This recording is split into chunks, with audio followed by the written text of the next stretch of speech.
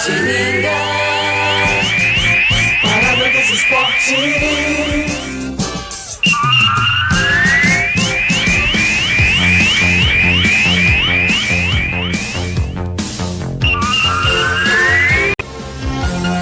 Oi, muito boa noite a você, aos amigos ligados no Parada dos Esportes, aqui pela 750, falar hoje de Seleção Brasileira de Futebol Feminino. E o contato é via internet com o Ricardo Pombo, que é analista tático da Seleção Brasileira, que é hoje comandada pela sueca Pia Sundhage. O Ricardo Pombo está conosco, vai falar com os amigos aqui pela 750. Tá tudo bem por aí, Ricardo? Boa noite, prazer em tê-lo aqui no Parada dos Esportes. Boa noite, Chagas, boa noite aí os amigos do Parada dos Esportes, os amigos, da Rádio Piratininga, todos que nos escutam agora.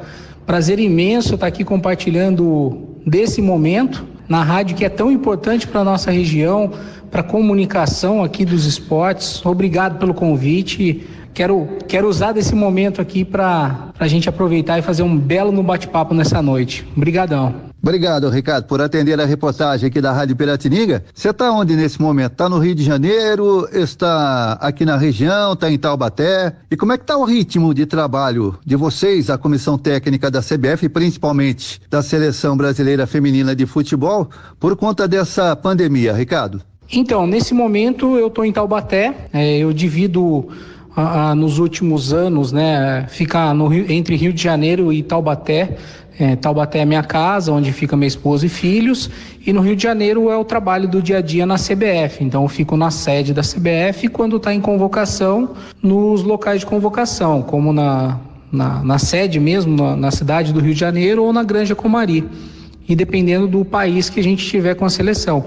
Então eu sempre estou dividindo essas viagens, Mas agora com a pandemia, eu estou aqui isolado em Taubaté. Eu cheguei da França no dia 13 de março, um pouco antes das fronteiras se fecharem. A gente foi fazer um torneio na França e daí quando eu cheguei eu já me isolei por prevenção, Todos nós tivemos a recomendação dos 14 dias isolado totalmente.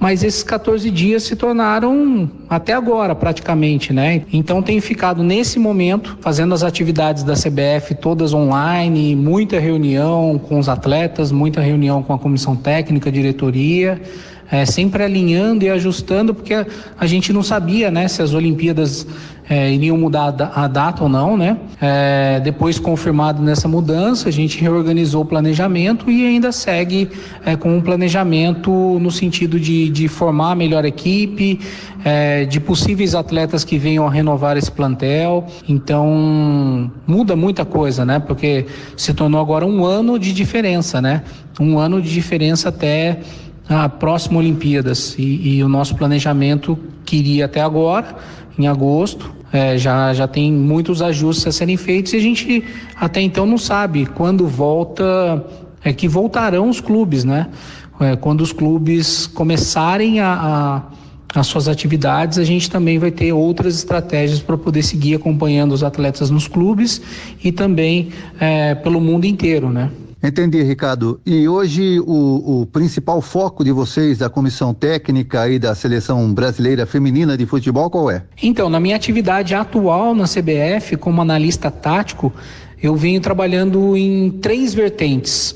A primeira delas é a análise de todos os jogos nessa geração da Pia Sundhage, a nova treinadora sueca que veio com a gente. Então a gente trabalha muito estudo do jogo atual, do estudo das atletas que estão nesse trabalho dela, nessa temporada dela, vamos dizer assim. E depois disso a gente faz o monitoramento das atletas, porque nós temos 4 vertentes de trabalho hoje: a física, a técnica, a tática e a mental. Então tem uma psicóloga, tem um preparador físico e eu, fisiologista, eu na área de análise tática, mais a treinadora e as 2 auxiliares e o treinador de goleiros. Então todos nós estamos trabalhando semanalmente com atletas, acompanhando os atletas até diariamente, com o controle dos treinos, com o controle da atividade, das cargas de treino. O fisiologista todo dia manda um relatório para que elas possam preencher e dar esse feedback para a gente acompanhar. Eles têm feito testes físicos, cada uma no seu lugar, mas vários testes físicos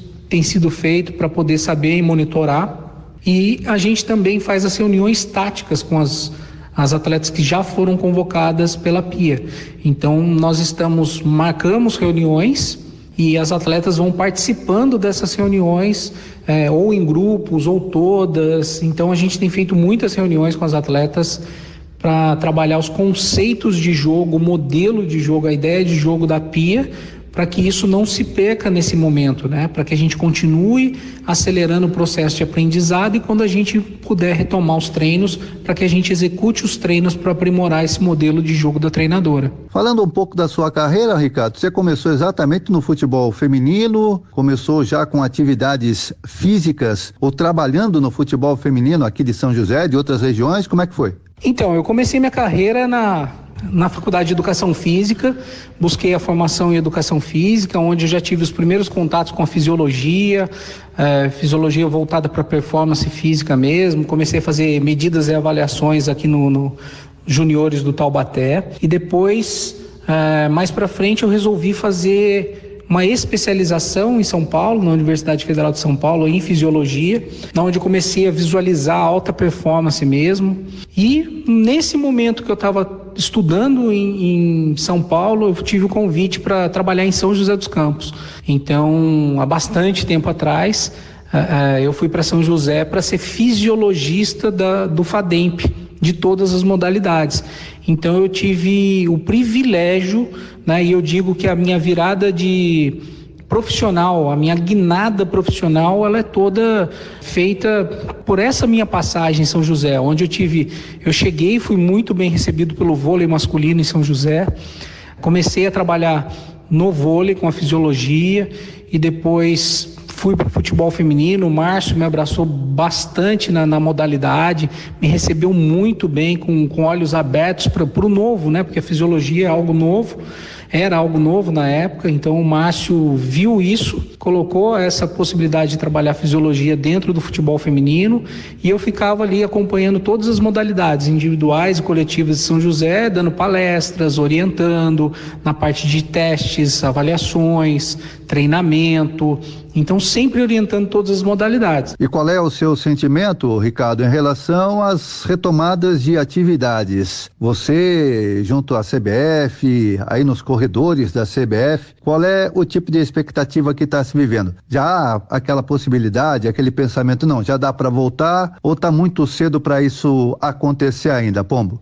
Existem muitas reuniões, muitas organizações para o retorno do futebol, é claro.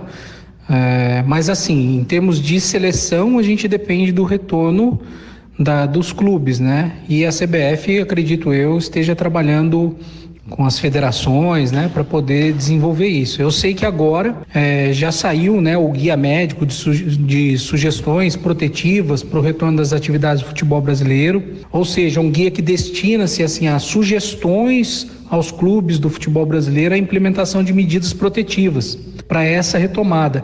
Então, existem essas medidas que podem auxiliar. Agora, eu acredito que os clubes precisam se preparar também para isso, estarem atualizados, discutirem todas essas sugestões protetivas. Eu acredito que logo medidas mais concretas possam sair, sim.